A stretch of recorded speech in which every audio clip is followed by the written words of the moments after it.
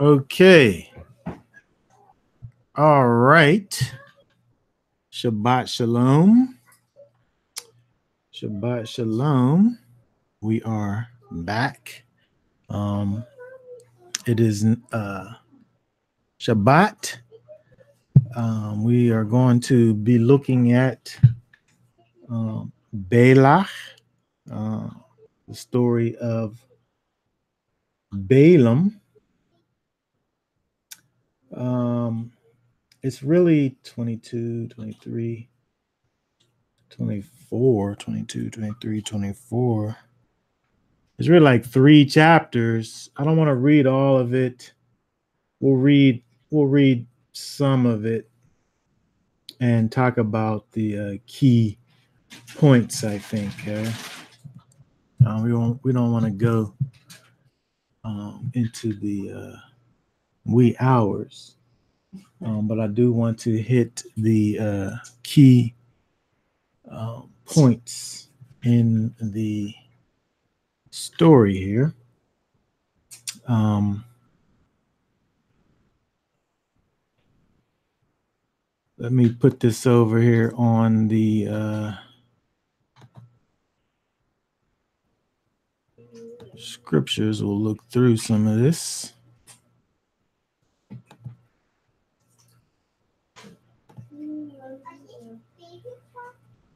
Okay. I do want to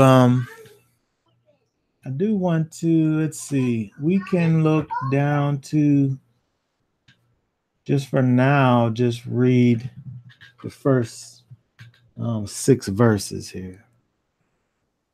And the children of Israel set out and camped in the desert plains of Moab beyond the Jordan in Jericho. And Balak, son of Zippor, saw all that Zippor saw all that Israel had done to the Amorites.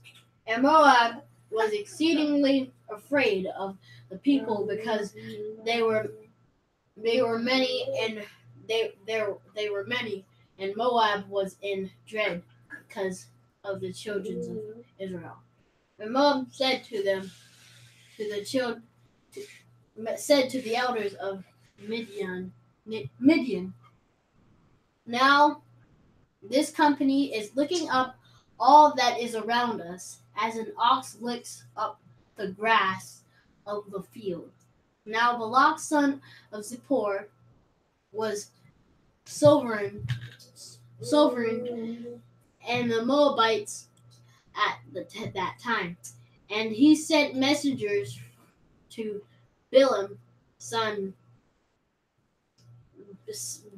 of Beor, and Pether, which is near the river in the land of the sons of his people, to call him, saying, See, a people has come from Mitzrayim. See, they have covered the surface of the land and are settling next to me.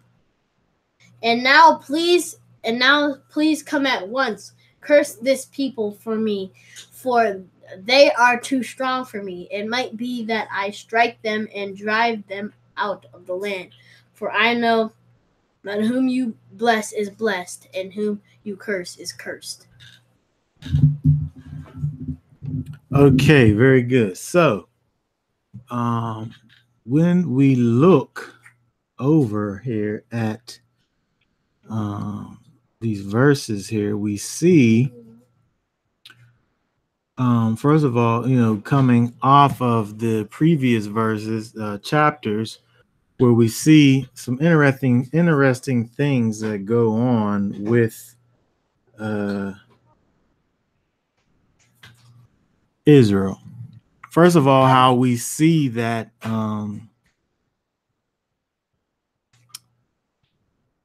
on one second. How we see that if we go back a few chapters, we look and remember how Israel was, they made it to the land, and they sent spies up to go into the land. And because of what the majority of the spies saw, they were afraid to push forward. So we see all the things that happened with Israel at that time. And then, after the judgment came from, from not going in, and various murmurings happened, so on and so forth, we saw just last in the previous chapters, Israel going and having these battles with these other nations and beating them.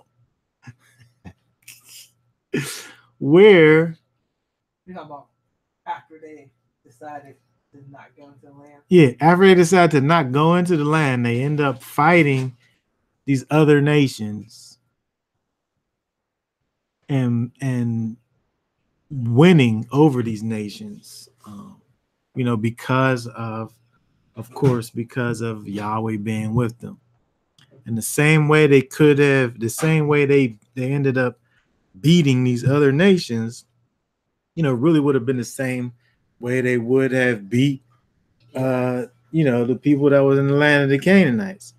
But again, because of their fear and disobedience,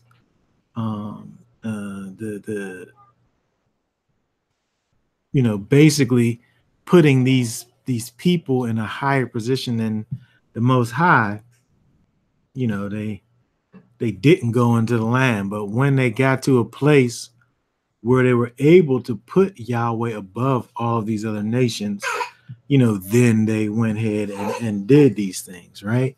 So here, when we see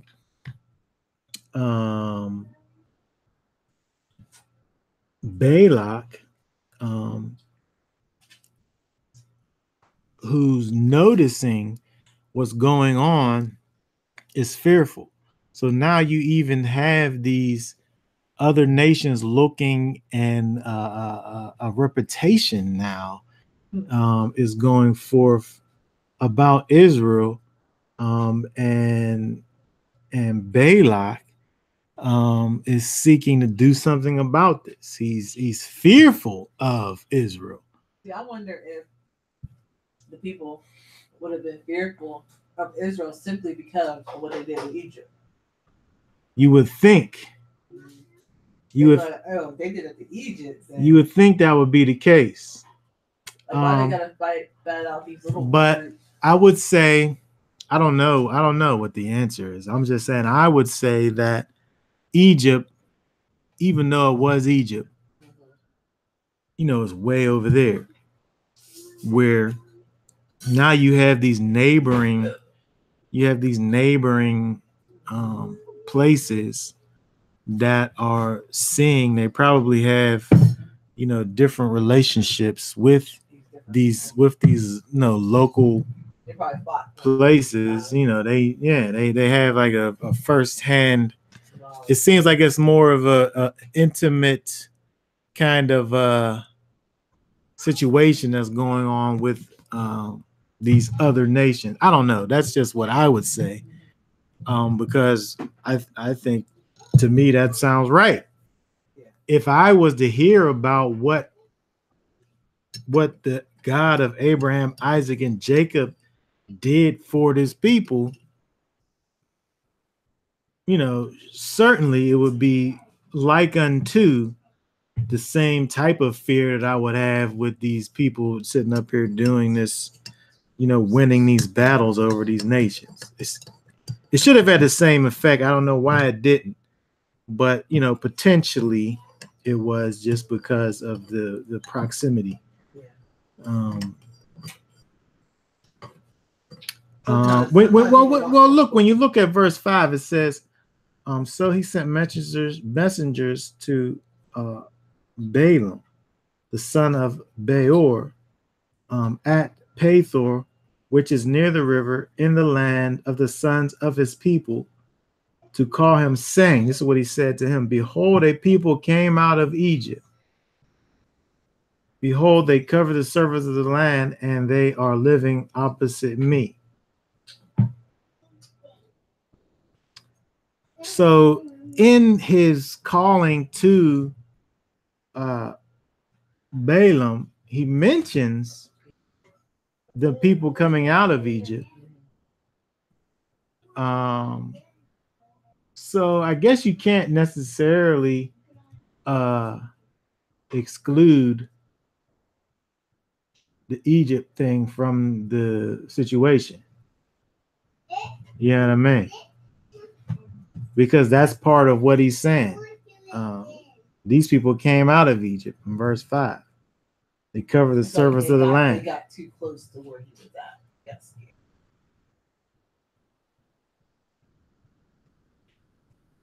I don't know that. I don't know that that wasn't, because when you think about it now,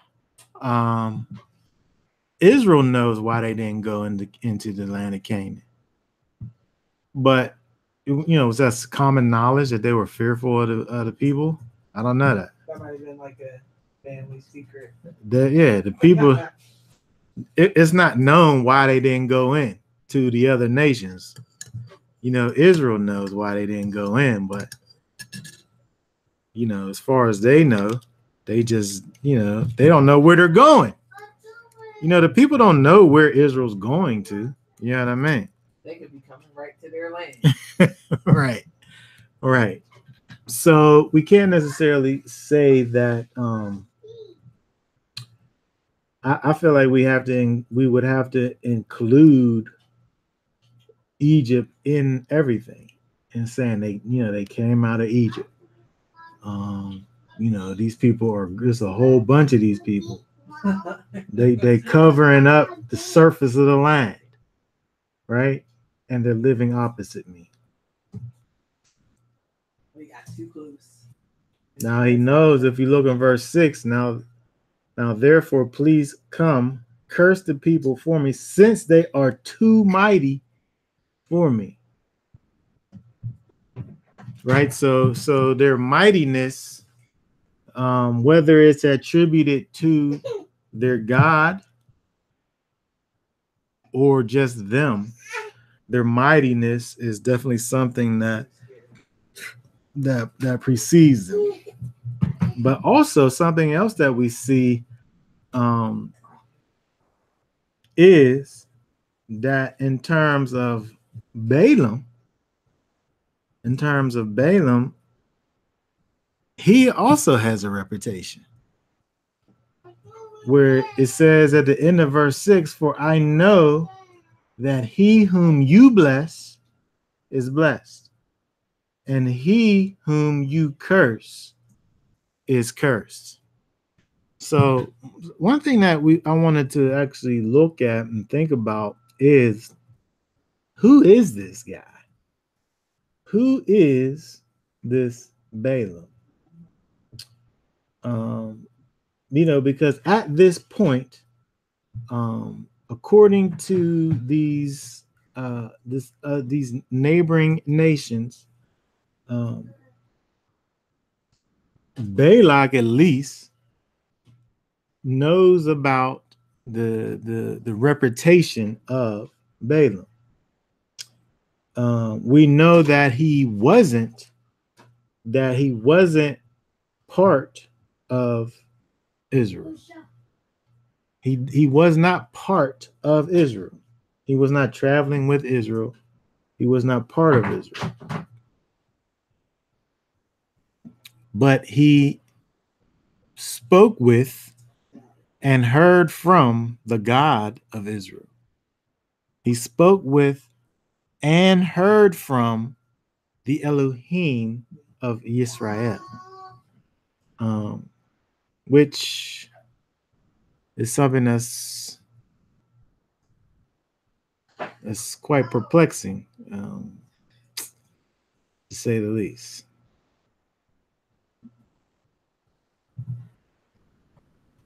Yeah. Okay, but we can look at some more of this, and maybe we can get some more answers as to, who is this guy? Okay, let's look at this some more. If we go over to,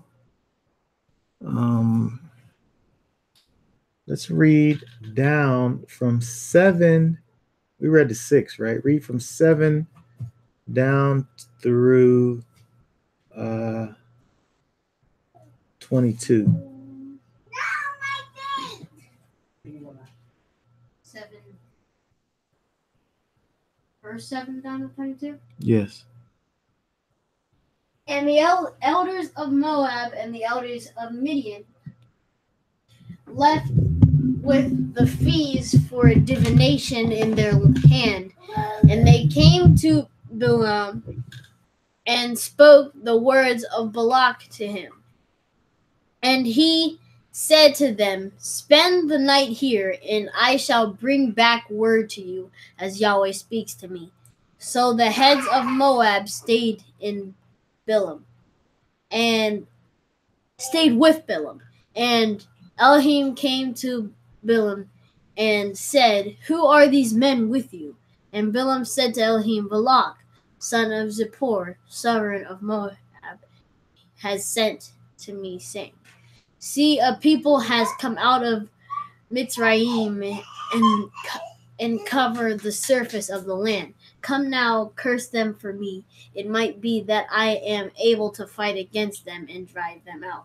And Elohim said to Balaam, do not go with them. You do not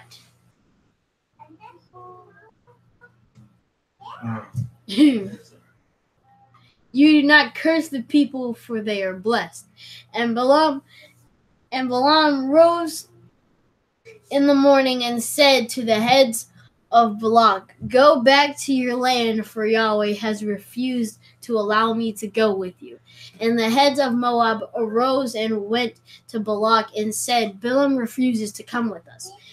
Then Balak again sent heads, more numerous and more esteemed than they.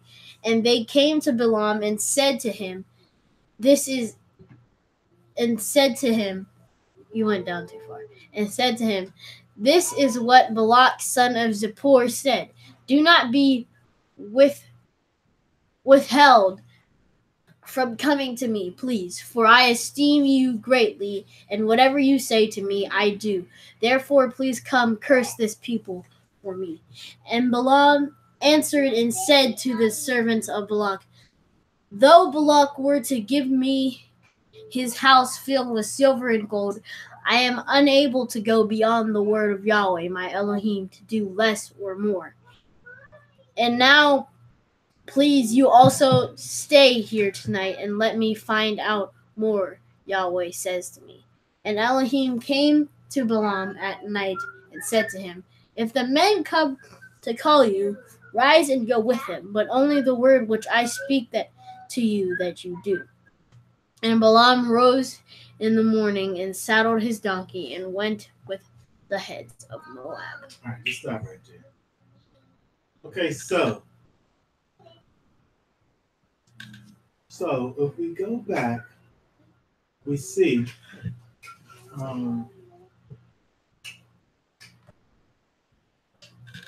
where the elders of Moab and the elders of Midian were sent to kind of a joint venture here, right? The Moabites and the Midianites departed with the fees of divination in their hand.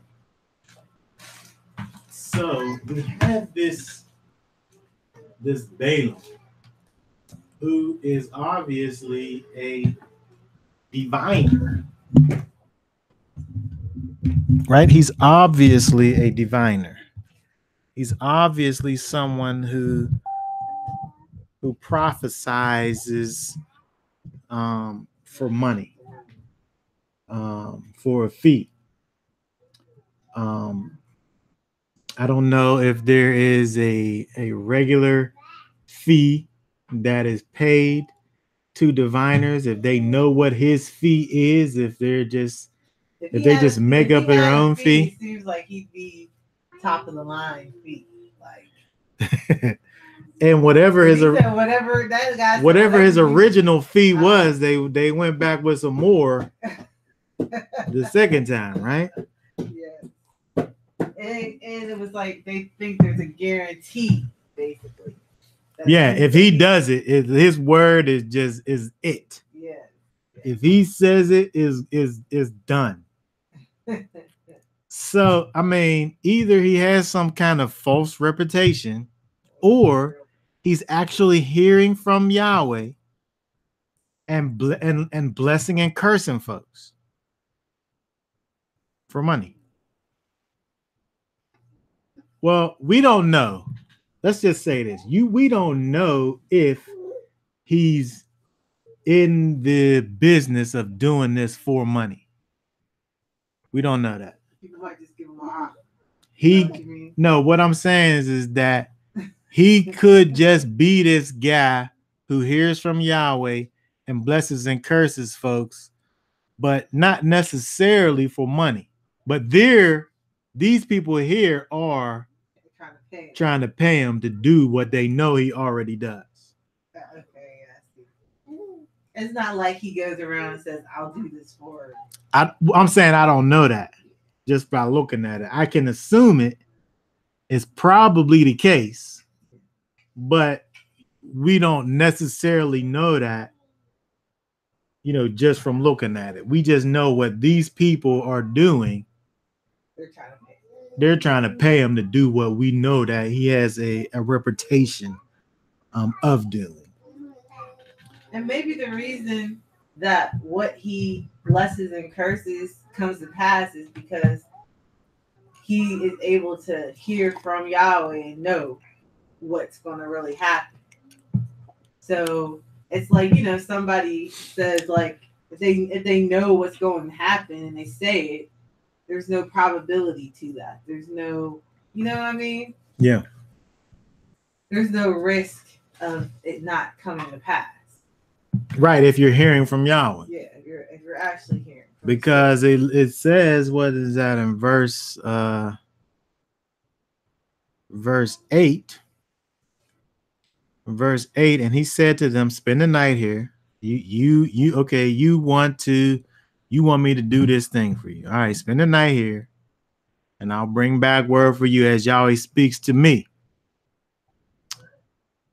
So whatever it is that the Most High is going to say to him, that's what he's going to say to them.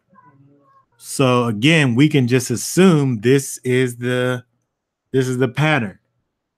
This is how he operates. People come and ask him to do whatever, bless or curse, and he goes and speaks to Yahweh.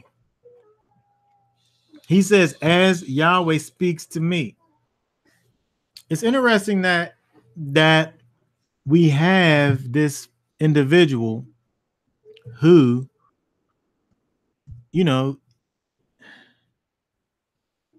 I feel like he's legitimized and authenticated here. Because he actually did hear from him, right? The Torah says that Yahweh spoke to him. Right. And he didn't deliver a false prophecy. He literally, it was what he said. Right. Now what we can see, hold on, you read, okay, right. So when we look down, right, that was verse 8. Elohim came to Balaam and said, "Who are these men with you?" And Balaam said to Elohim who they were. And he said what they wanted, which is interesting because here, if Balaam says, he's relaying back the message of the people of Moab and Midian. See, a people has come out of Mizraim and cover the surface of the land. Come now, curse them for me. It might be that I am able to fight against them and drive them out. It seems as if Balaam has a relationship with Yahweh that's separate from Israel. Because if he understands the relationship between Yahweh and Israel as the peculiar treasure that Israel is, doesn't it seem as if he could just have said to Balak, you're asking something that's impossible, right? You're coming to me with this request of the God of Israel to be able to destroy Israel, right? The idea of that really makes no sense if his relationship that he had with the Most High was something that was connected to Israel. It seems as if because he even entertains this, that he doesn't really understand the relationship between the Most High and Israel. Because if he did, he would have just, it seems as if he would have let Balak and them know that, you wasting your time here. These are the people of these are the people of Yahweh. So I'm just saying that it seems as if, we gain clues to see that Bilam here is someone who does indeed have a relationship with the Father, but it's a relationship that's separate and distinct from that of Israel. Another thing that we learn from the text here is that if we look down, verse 12, Elohim says to Bilam here, do not go with them. You do not curse the people, for they are blessed. Right? So he got the word from Elohim. He got the word from Yahweh right there. Do not go with them. Right? So that really should be the end of it right there. Right? That should be the end. Right? The Most High don't seem like he should change from what he says right there, right? So when we go down, Bilam rose in the morning. He told them, you guys go back. Yahweh's not with it. We're not going to get into this, right? People go back. Balak sends back the people, more people that are more esteemed, right? He sent the heads and the elders before. So now he's sending more people that are higher up than the old people that he sent.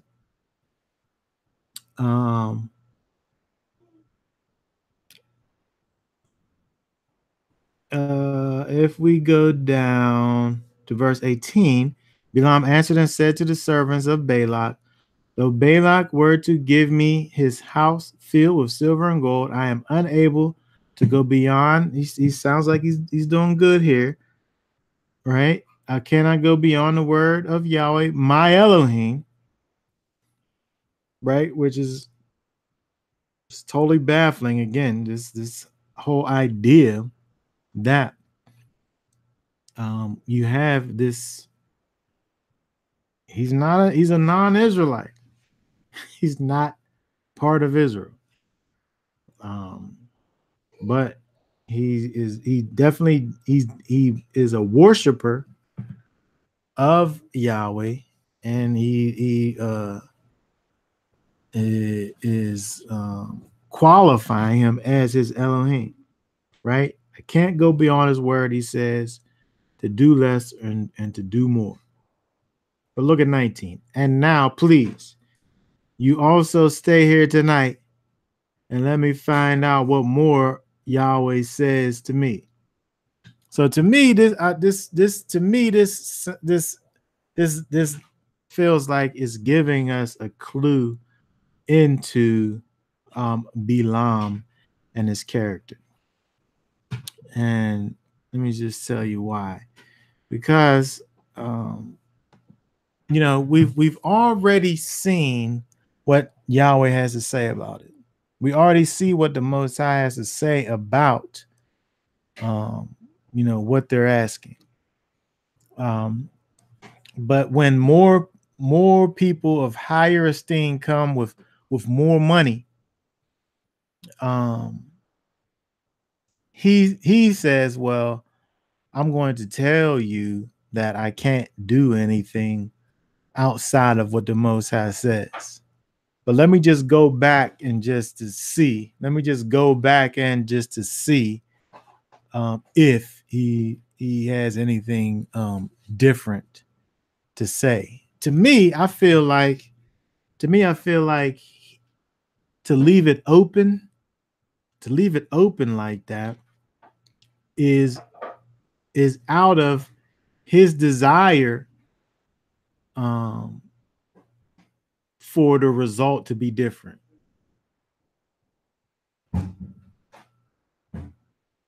Balaam, this is what I'm proposing, that Balaam wants to receive this these what are called these fees of divination. He wants these fees of divination. He wants these riches. He wants this gold and this silver from these people. But the only way he gets it is if he performs these services that he has already been told that the Most High is not going to do, right? But he still wants, he's persistent, right? He's persistent about what he wants, even though, this is this thing that Yahweh already said that he's not going to do. So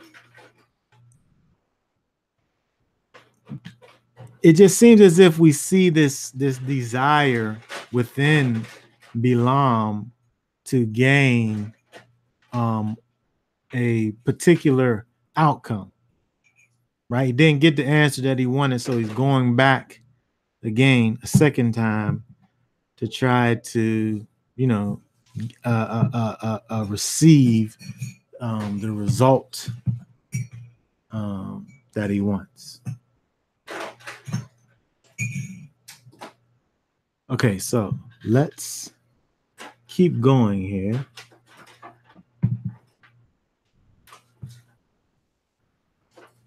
Let's keep going down.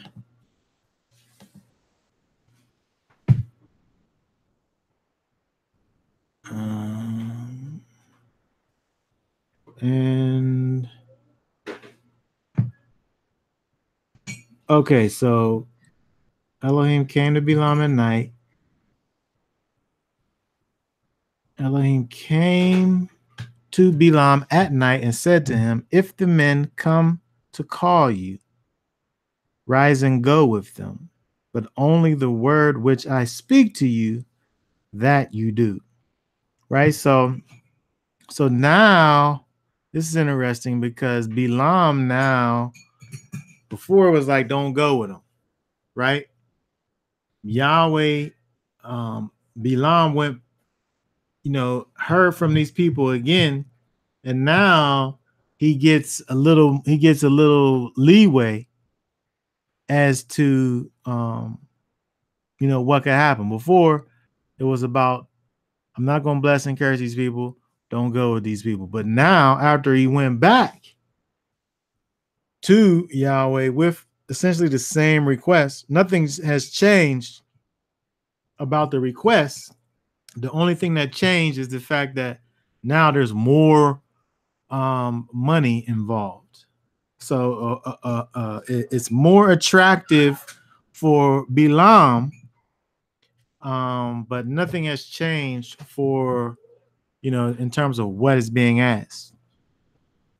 Right? So now Yahweh, it seems, is giving a little bit. If these men come and call you, rise and go with them. But only the word which I speak to you, that you do. And then verse 21, and Balaam rose in the morning and saddled his donkey and went with the heads of Moab.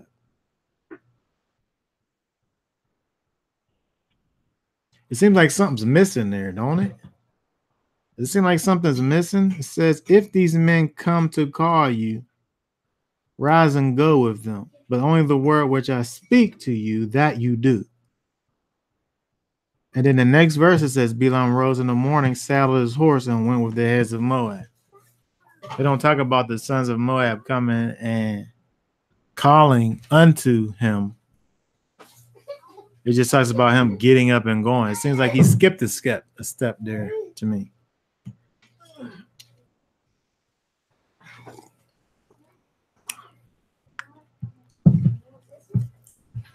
But let's go on and read. Let's read down to from 22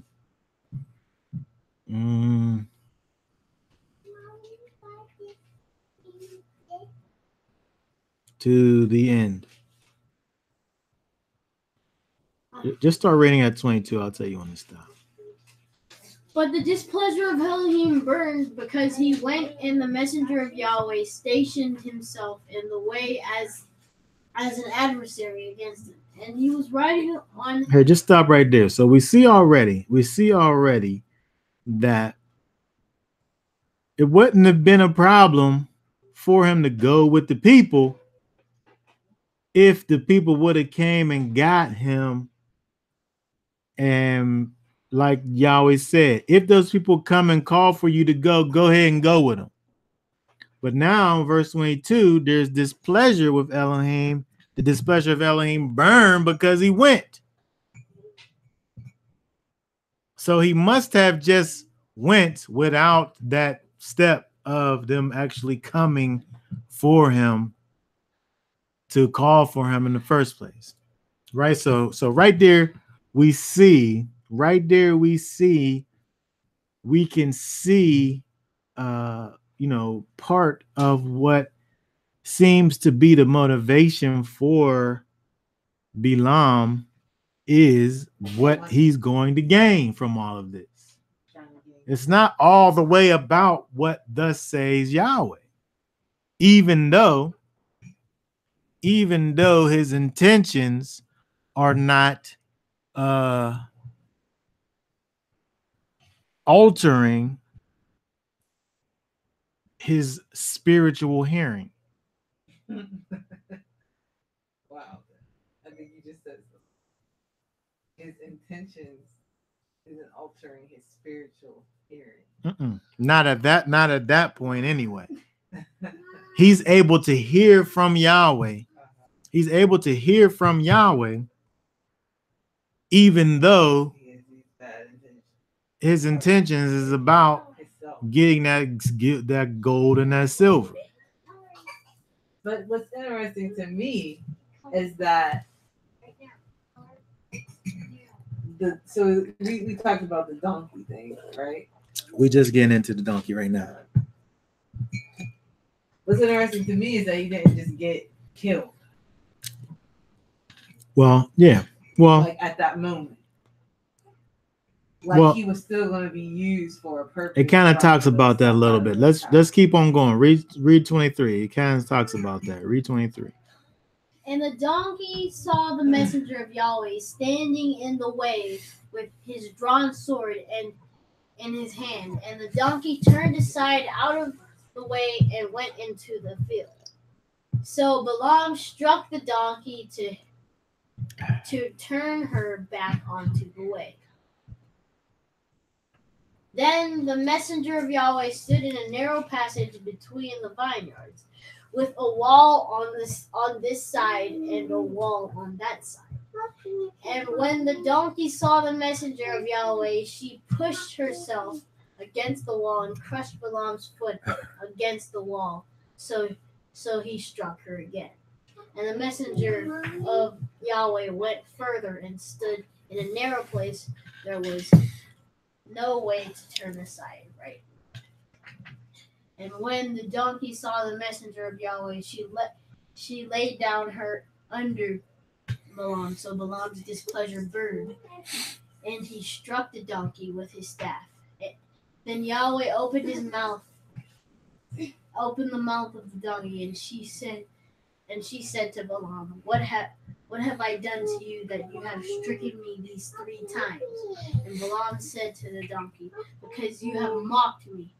I wish there were a sword in my hand, for I have killed you by now. And the donkey said to Balaam, I am not your donkey on which you have ridden. Ever since I became yours to this day, was I ever known to be so to you? And he said, no. Then Yahweh opened Balaam's eyes, and he saw the messenger of Yahweh standing in the way with his drawn sword in his hand. And he bowed his head and fell on his face. Okay. So we see in verse 31 where it says, then Yahweh opened Balaam's eyes, and he saw the messenger of Yahweh standing in the way. So now Balaam is able to see something that the donkey was already able to see. So we can see a degree of blindness, a degree of spiritual blindness on behalf of Balaam, where from a general type perspective, he's able to hear from Yahweh. From a general type perspective, he's able to hear from Yahweh, but there is a disconnect in the overall plan of what's going on. And it's not like he has like this, there's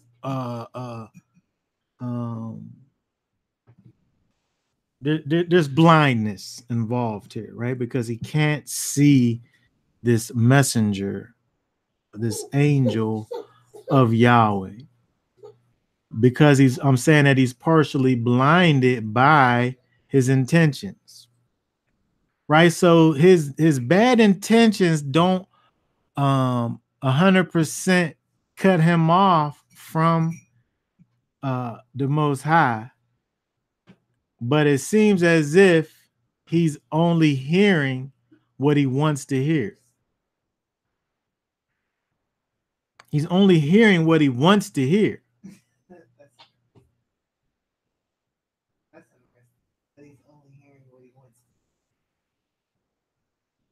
Right.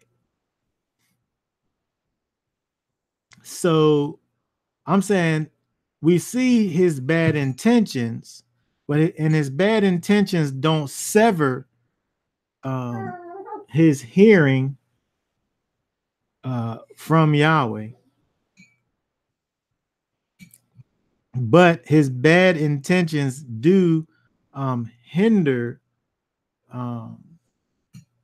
his vision of what it is Yahweh is doing and what he actually wants to be happening, right? Yahweh didn't want for him to go. Yahweh didn't want for him to go in the first place, because the people didn't never come and say, let's go. He just took it upon himself to go without that step being there. Right. So what he heard was just the allowance. The only thing Balaam heard was the allowance to go, but not necessarily the stipulations. The stipulations wasn't there, right? That part was missing. He didn't follow the stipulations. All he was following was the permission to go. right? Yahweh didn't want for him to go. So now he sends this angel to block him. The donkey's like, He got more spiritual insight than they- right. We can't go that way. There's a big old messenger right there blocking the way. Like, It's like his greed blinded him. Yeah. So we have like two things happening here. We have a man that miraculously hears from Yahweh, and then we have a situation where he gets so blinded that now even a donkey can see more than he can see. Right. Yes. Even though he was really seeing stuff for real. Like he was really hearing from Yahweh. Right. So when we look at that, we're able to see that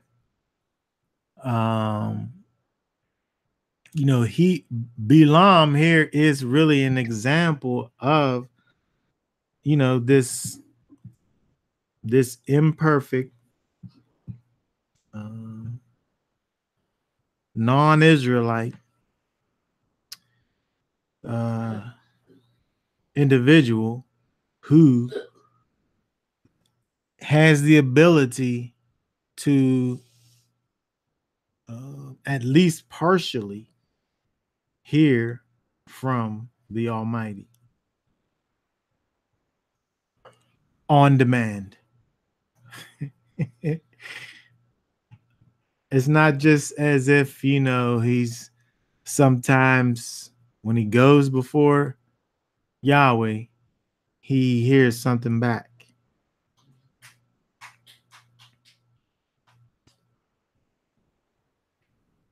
But we do see that there is a kind of disconnect because of his intentions.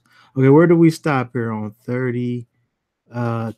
Start back up on 32. And the messenger of Yahweh said to him, Why have you struck the donkey these 3 times? See how I have come out to stand against you, because your way is reckless before me. And the donkey saw me and turned aside from me these 3 times. If she had not turned aside from me, I certainly would have killed you by now, and let her live, and let her. And Balaam said to the messenger of Yahweh, I have sinned, for I did. Okay, hold on 1 second, because you said something about the angel killing. Yeah. But it was really only because the donkey didn't go straight ahead. He would have been just it's like, so the angel's standing there, the donkey's not going through the angel. But that's why he didn't get killed. The donkey basically saved him. So he was about to have his death sentence done. Yeah, if he would have stepped across that line that the angel made in the sand, if he would have stepped across that line, he would have killed him. It says right there. But The donkey's life would have been spared. Yeah. Oh, stop doing that. The donkey saved his life by wavering away from pushing forward.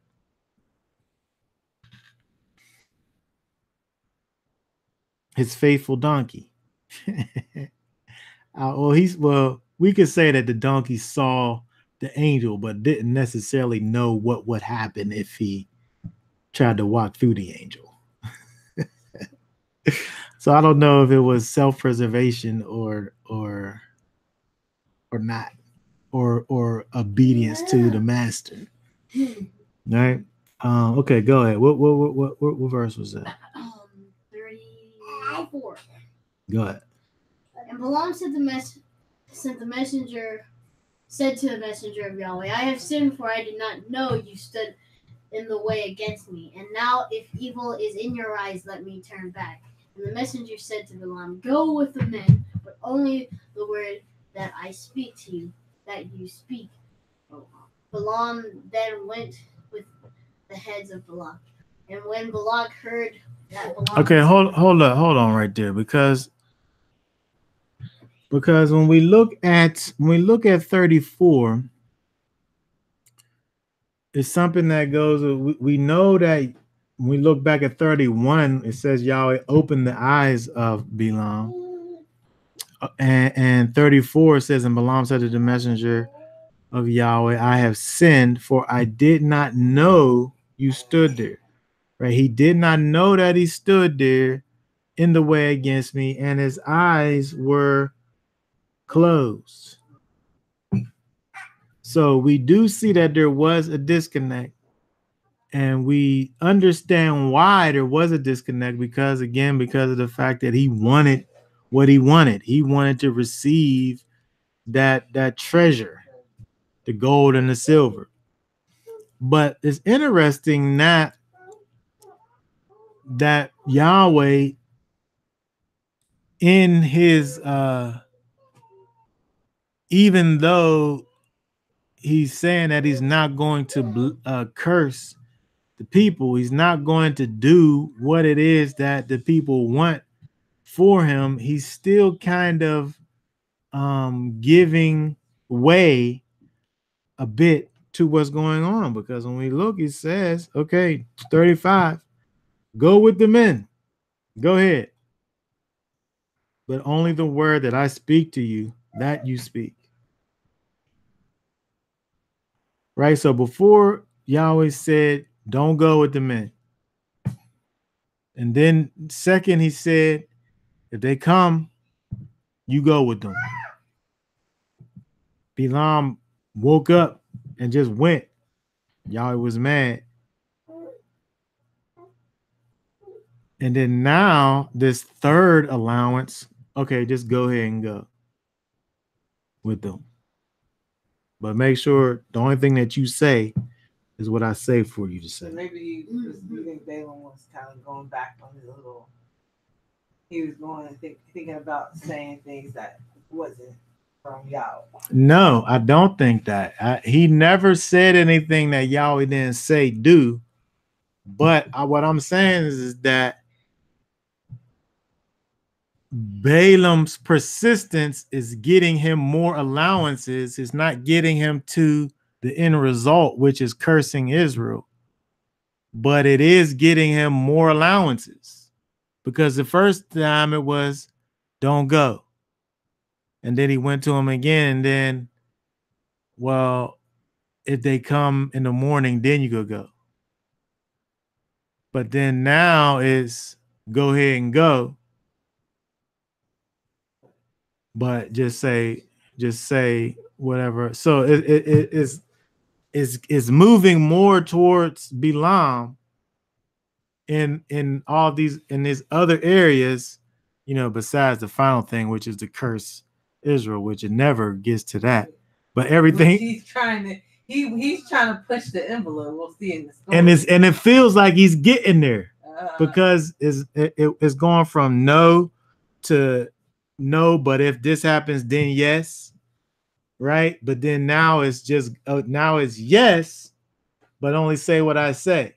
So it's like he's getting a little bit more, almost as if Balaam's like testing the limits. He's testing the boundaries, right?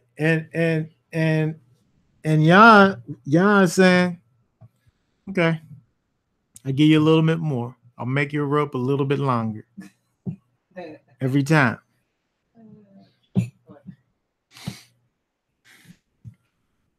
Okay.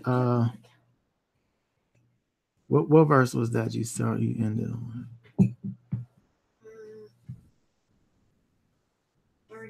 35. Okay, go ahead. And the messenger of Yahweh said to Balaam, go with the men. But And when Balak heard that Balaam was coming, he went out to meet him at the city of Moab, which is on the border, at the Arnon, which was in the extremity of the border. And Balak said to Balaam, did I not urgently send to you, calling for you? Why did you not come to me? Am I not able to esteem you? And Balaam said to to Balak, "See, I have talked to you. Now am I at all able to say somewhat? The word that Elohim puts in my mouth that I speak." And Balaam went with Balak, and they came to Kirioth, Kirioth, Hutzoth,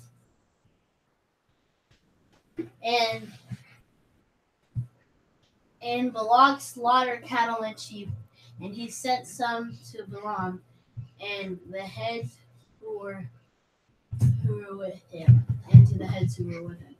And it came to be in the morning that Balak took Balaam and brought him up in the high places of Baal, and from there he saw the extremity of the camp. Okay, very good. Okay, so we see that Balaam here, he goes and he deals with this king, right? Balak, who is again wanting for him to do this thing that Yahweh obviously doesn't want for him to do, right? And he's going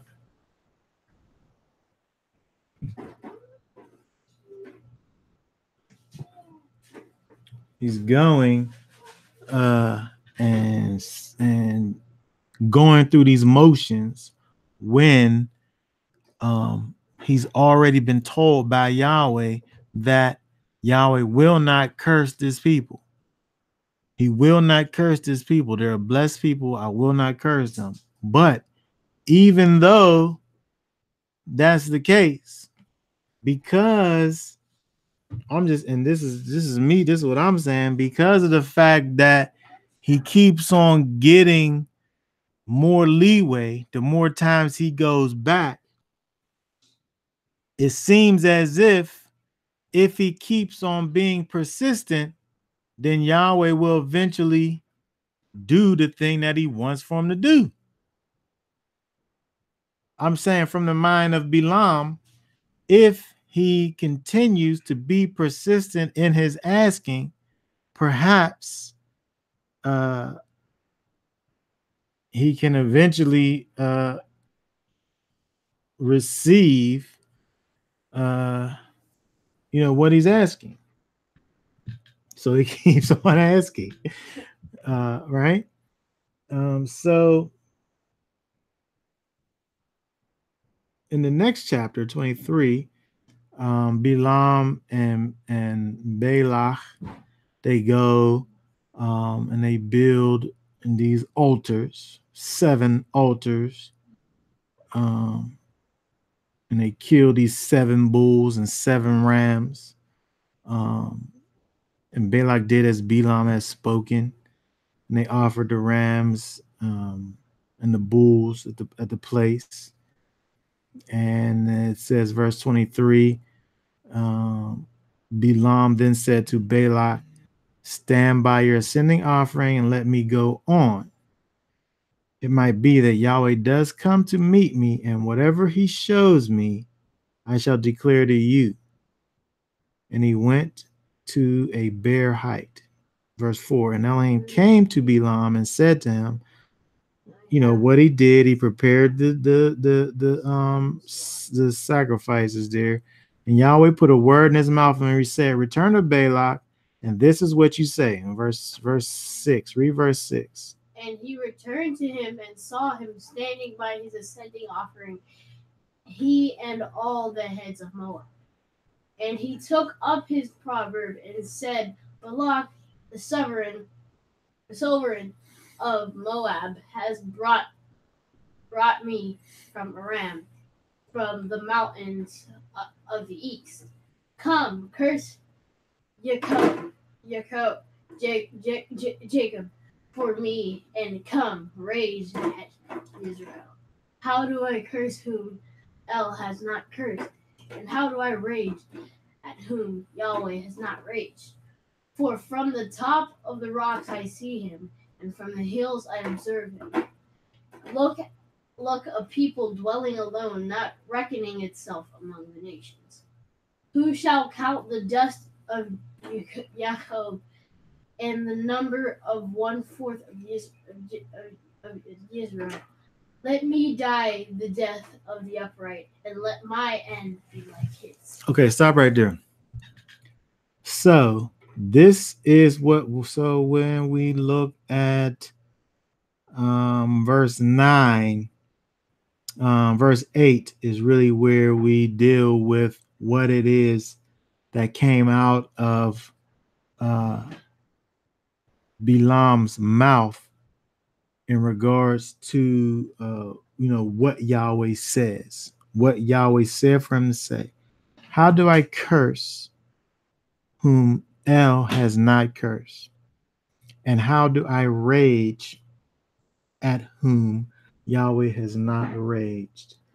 So let's look at this. When we look at, let me change this version here so we can see what some of these words are here.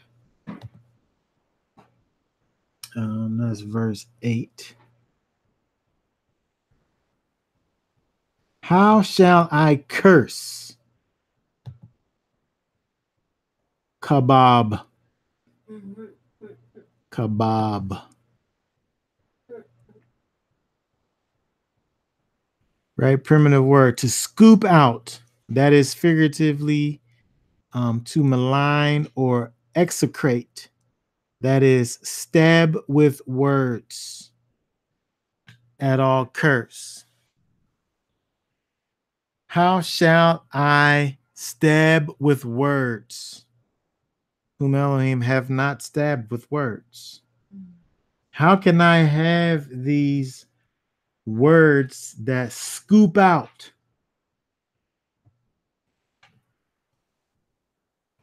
When you think about scooping out, if you think about ice cream and you got a scoop of ice cream, you take this big scoop and you're digging out part of the ice cream bucket, right? But this word curse, this word here, kebab, is dealing with something that takes away from a person, right? Something that is taken away from you, right? Is digging in to who or what you are and is taking a part out.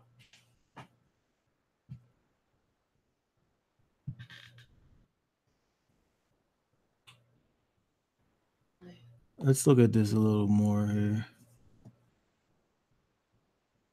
This word here, kebab. We're not talking about a stick with meat on it, right? Kebab, to curse. The general idea of this word is a pronouncement of bad fortune or ill favor bestowed on another. This word is used often in the story of Balaam and Balak, where Balak repeatedly requested that Balaam pronounce a curse on Israel. That's what we're dealing with. So we're talking about a pronouncement of bad fortune or ill favor bestowed on another. I hope you have a terrible day. I hope that nothing goes right for you for a long time. Right? A pronouncement of bad fortune or ill favor bestowed. I hope that everything you do fails. Right? If I, have these hopes and these dreams and these expectations and these things that I want to do, these goals that I plan on reaching, and then someone comes along and say, there ain't no way you gonna be able to do that, so you might as well just stop. Right? Ill favor. You you can't do this. You can't do, right? We're just talking about words. We're just talking about words, right? Now, when we was kids, people would say, "Sticks and stones may break my bones, but words can never hurt me."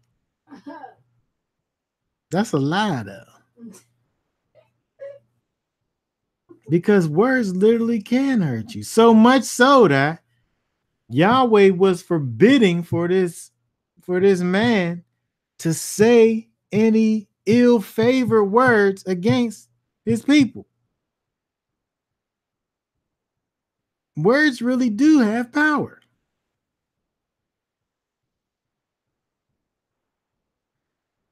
And this is something that was understood, at the time, right? So much so that Balak is sitting up here wanting for this man to speak these words against Israel. So much so, this idea of words having power, I'm saying is true to the point that we can see that Yahweh himself is saying, you will not speak against my people. You will not have an ill-favored word against these people. One word. Right? How shall I curse, or how shall I kebab? How shall I have an ill-favored word against whom Elohim have not had an ill-favored word against? And how shall I defy whom Yahweh have not defied? Let's look at that word. Defy. Za'am. Za'am. Za'am. Let's see. I just went off of it. Za'am. Boom. And boom. Za'am means it. This is the root. Za'am. Zain. Ein and a mem. To foam at the mouth. That is to be enraged, abhor, abominable, angry, defy, indignation. How shall I be enraged or treat as an abominable thing, or be indignant about or with these people whom Yahweh have not deemed to be enraged with? Properly, it literally means to foam at the mouth, right? When you think about like a mad dog, right? Who's some rabid dog that has rabies and it's just frothing, or just somebody who just, they're mad and they're yelling and they're so mad they're just foaming at the mouth, right? So that would be something that would be connected with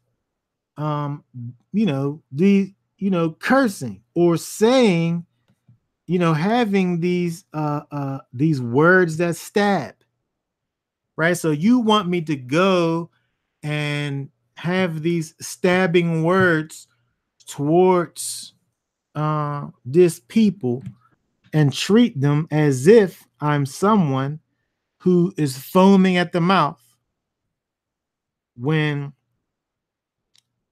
as it says here, Yahweh have not done it. So how am I able to do it? Right? So if anything, we see that Bilam at least can understand the principle of, staying inside of uh, uh, uh, the the pronouncements of the Almighty. Right? We see that he still seems to have boundaries, even though he wants to get those treasures. Right? But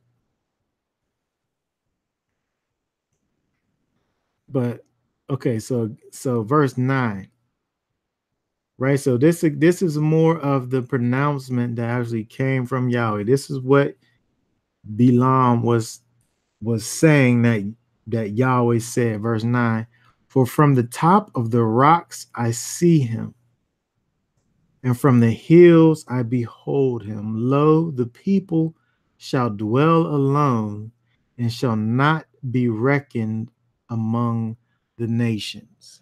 Right? So we see that there's two things going on here. When we look at verse 9, from the top of the rocks I see him, and from the hills I behold him. Right? That would be dealing with the size of the people, right? The vastness of the people. I'm way up here on the rocks. I'm way far away on the hills, and behold, and I behold him. I'm able to see him. What's that word there? Oh wait, I'm not over there.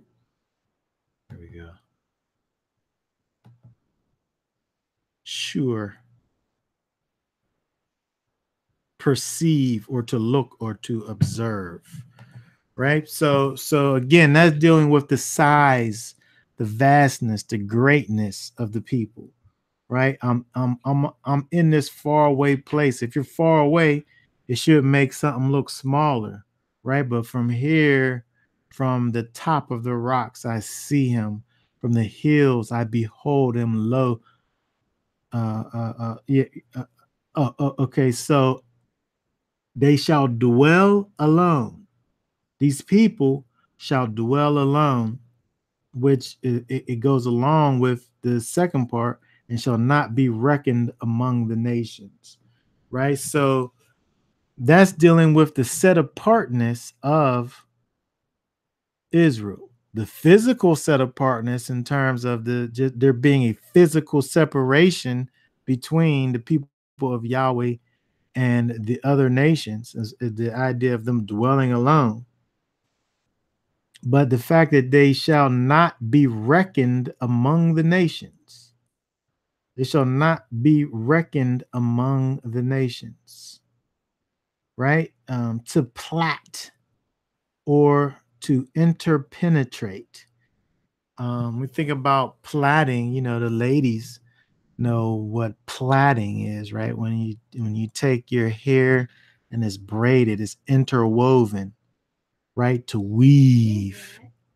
Yeah, that's what happens when mommy does your little hair. And well, there's braids, right? The braid is when the thing is attached to your head.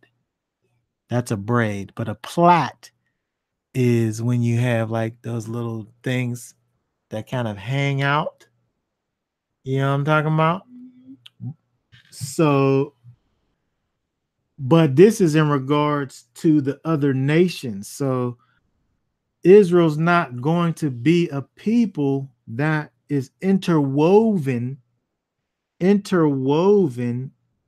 with these other nations. So it should be physically separated and culturally different. Physically separated and culturally different. The way that Israel lives is not like the way that these other people live. And it says here that they shall dwell alone. Right? So these are pronouncements. This is what Yahweh said that to say to the people. I mean, to the king. Right? Verse 10. Who can count? Then it goes back to the size again. Who can count the dust of Jacob and the number of the fourth part of Israel? right? Again, we talking about the size. Now the people, they understood the vastness, right? Because it's saying these people coming around and they're like an ox licking up the grass in the fields, right? They're a plenteous people, right? But then there's this curious thing that's said at the end. Let me die the death of the righteous, and let my last end be like his.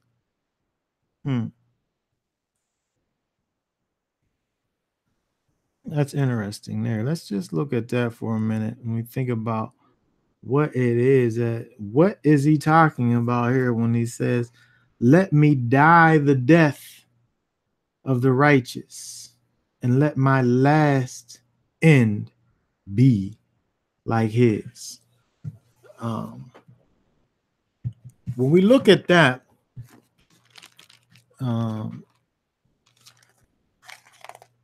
this here, this is 23 verse 10. This word is yashar, right? Yashar. Let me die the death of the righteous, yashar, of the upright, of the straight, of the just, right? Of the straight. When we think about the upright, when we think about the people that Yahweh has called Israel to be, the upright, the righteous, Yashar. This can be looked at, first of all, as being this prophetic utterance of Yahweh. These things are speaking of the people of Yahweh dying the death of the righteous. When you think about that from a new covenant perspective, to die the death of the righteous is really not death at all.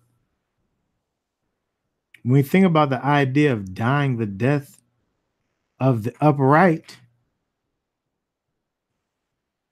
that really is bringing us into what? Life. Everlasting. Right?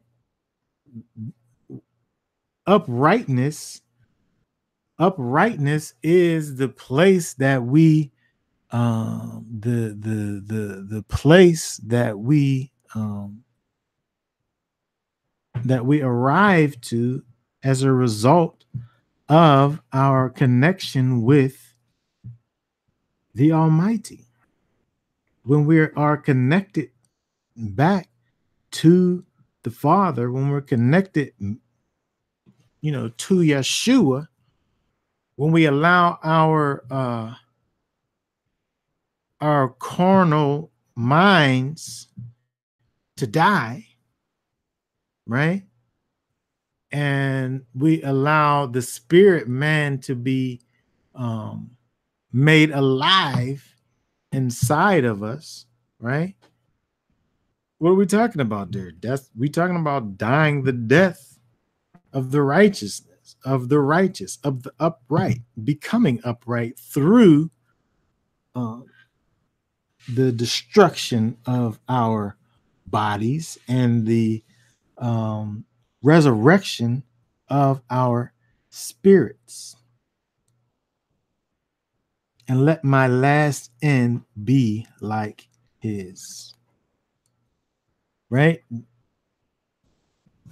We can definitely look at this last part of what Balaam heard from the Almighty, and look at this and think about this from a new covenant perspective. When we look and see in the scriptures where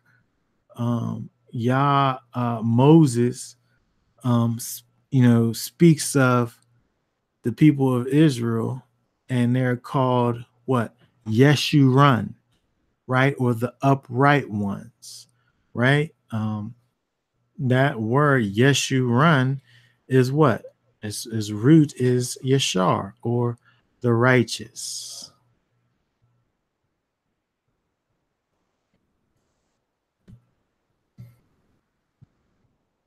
Okay. All right. So,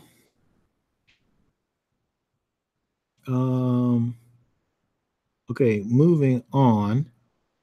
When we look, and he answered and said, "Must I?" Okay, so that was the first utterance that went forth, right? So this actually happens. This actually happens two more times, right? Two more times we see that Bilam goes with Balak, and they put together these offerings to offer unto Yahweh, and um, the word that Balaam hears from Yahweh, instead of being a curse, is a blessing. Now, I want to fast forward just because I don't want to. I don't want to go too long. If we go all the way over to, we go all the way over to. Let's first just go to 24.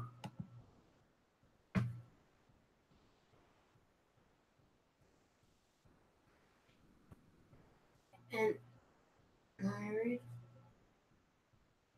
Okay, so let's see here.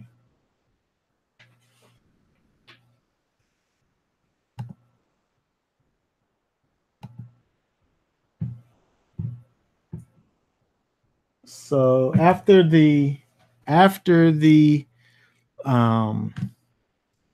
third pronouncement that's given by Yahweh to Balaam to give to Balak,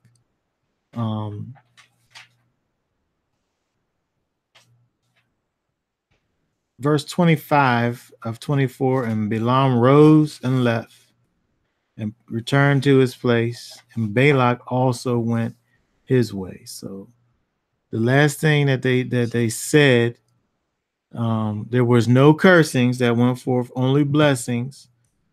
Three different times, Balaam said what he said, and he went.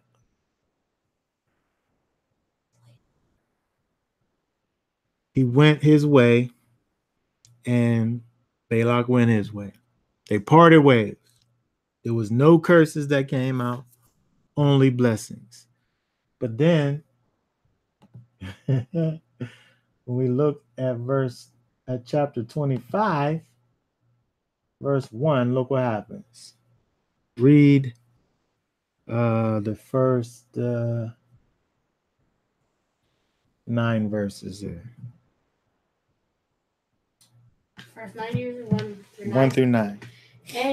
And Israel dwelt in Shittim, and the people began to war with the daughters of Moab. And they invited the people to the slaughterings of their mighty ones. And the people ate and bowed down to their mighty ones. Thus Israel was joined to Baal Peor, and the displeasure of Yahweh burned against Israel. And Yahweh said to Moshe, take all the leaders of the people and hang them up before Yahweh, before the sun, so that the burning displeasure of Yahweh turns away from Israel. And Moshe said to the judges of Israel, each one of you kill his men who were joined to Baal Peor. And see, one of the children of Israel came and brought to his brothers a Midianite woman before the eyes of Moshe and before the eyes of all the congregation of the children of Israel, who were weeping at the door of the tent of appointment. And when Pinhas, son of Phinehas. Go ahead. Pinhas, son of Eleazar, son of Aaron the priest, saw it, he rose up from among the congregation and took a spear in his hand.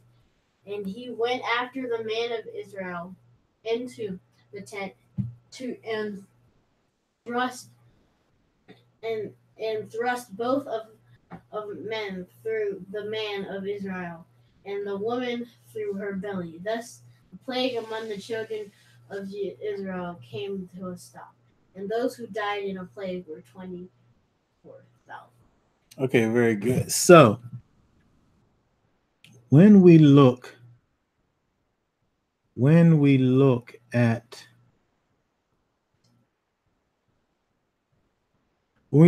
this chapter here, we see, first of all, when we go back and see the thing that Balak wanted Balaam to do, which was to actually pronounce evil, to dig out of Israel with words. He wanted for that to happen, and due to whatever boundaries that Balaam had, he wasn't able to literally speak against what happened.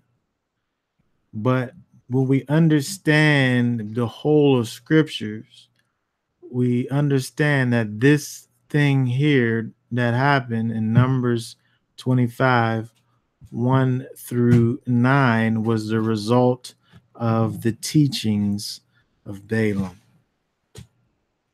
We see and understand that this thing that happened right here was only happened because of what Balaam did to the people.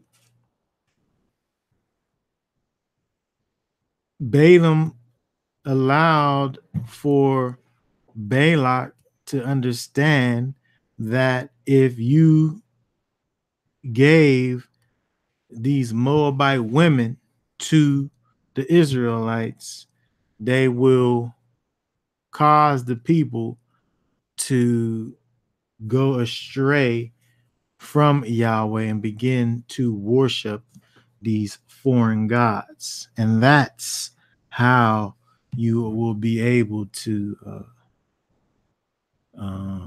weaken the people of Israel, is by separating his people from their God, their Elohim.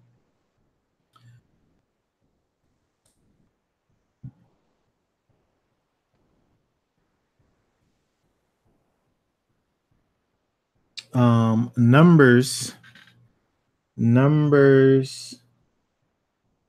Let's go there real quick. Numbers 31. Numbers 31, verse 16 says, "Look, they are the ones who caused the children of Israel through the word of Balaam to trespass against Yahweh in the matter of Peor, and there was a plague among the congregation of Yahweh." The thing that happened is attributed to what? The words of Balaam. Right? So after the fact, we understand and see that the thing that happened with Israel was as a result, came as a direct result of Balaam, the teachings of Balaam. Right? So when we think about this, when we think about the fact that you have this intermixing that goes on with the words and the ways of Yahweh, um, uh,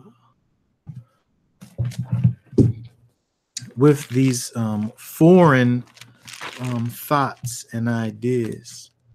When we think about those that follow after the God of this book, the Elohim of Abraham, Isaac, and Jacob, the vast majority of those people are people that I would say are following after the teachings of Balaam.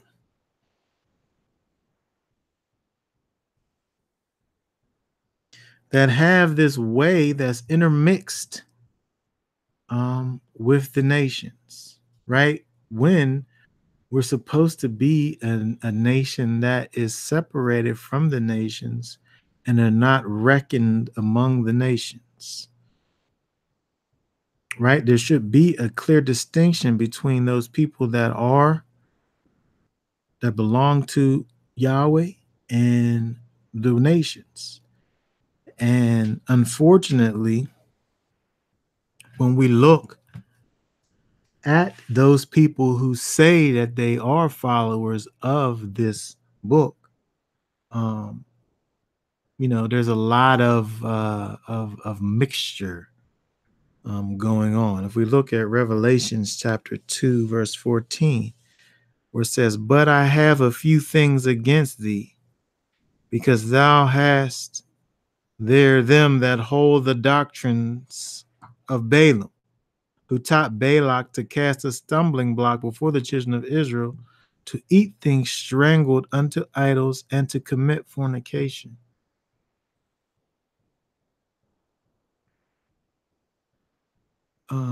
When we think about, the thing that we gain and understand from this story of, by the way, this thing that we learn from this story of Balaam, and understanding that there can be people who are genuinely hearing from Yahweh, who have an authentic relationship with the Almighty. They hear what he has to say, but somewhere along the line, there is a slight disconnect due to the intent of the people that causes them to not be able to see, to have the proper vision, right? So I can hear from Yahweh, just like Balaam heard from Yahweh, but I cannot see what Yahweh is doing, right? There's a disconnect. Yeshua always talked about those that have an ear, let them hear, and those that have an eye, let them see. I feel like you have to have both of those things going on, that you have that ear to hear and the eyes to see.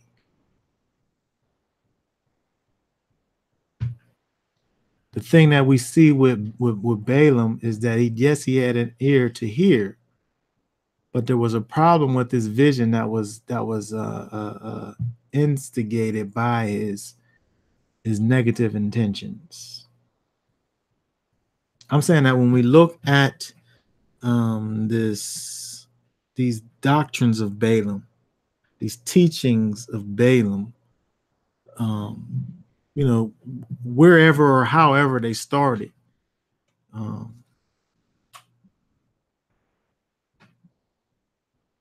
they live on today. And we really have this thing that is a complete mixture with pagan practices that is causing the people to it's blurring the vision of the people and causing the people to not be able to see. So at some point, there has to be a inventory, a spiritual inventory, I would say, has to take place with these things that we do, these doctrines that we have. When I'm saying we, I'm saying people who say that they follow after this book, the Elohim of Abraham, Isaac, and Jacob, and be sure and understand, where these things come from.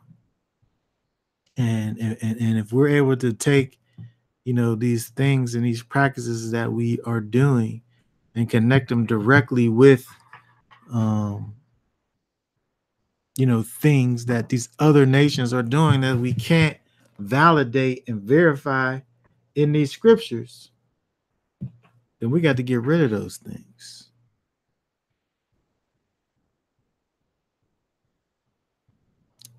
Because those things are just like the teachings of Balaam. And what did those things, the teachings of Balaam, the result of that was what? The plague in the camp, right? Thousands of people dead. Why?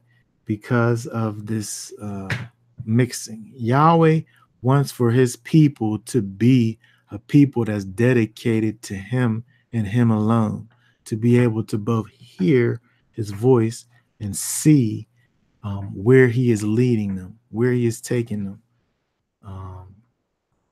We have to be able to have this clear vision.